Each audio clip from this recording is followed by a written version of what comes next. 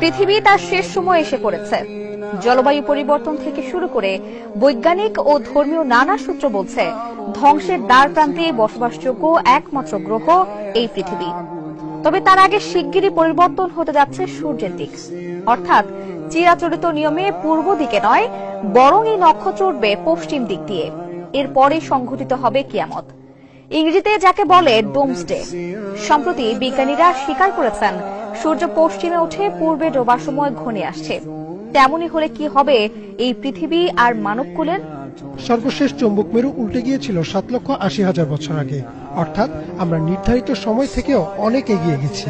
তাই ধারণা করা হচ্ছে যে কোনো সময়ই উল্টে যেতে পারে চৌম্বক মেরু। এছাড়াও যদি মেরু উল্টে যায় তাহলে চৌম্বক ক্ষেত্র দুর্বল হয়ে যাবে, ফলে মানুষের মধ্যে দেখা দেবে ক্যান্সারের প্রকোপ, আর সেই প্রকোপ হবে বিশ্বব্যাপী মহামারীর মতো। এছাড়াও এই ঘটনা পরোক্ষভাবে বড় বড় ভূমিকম্প, ভূমিধস ও অগ্ন্যুৎপাত ঘটাতে পারে, অর্থাৎ মানবজাতির বিলুপ্তি অনেকটা নিশ্চিত। সৌরঝড়ের কারণে আমাদের ব্যবহৃত বৈদ্যুতিক যন্ত্রের সার্কিট, বিদ্যুৎ গ্রিডগুলোও পুড়ে যাবে।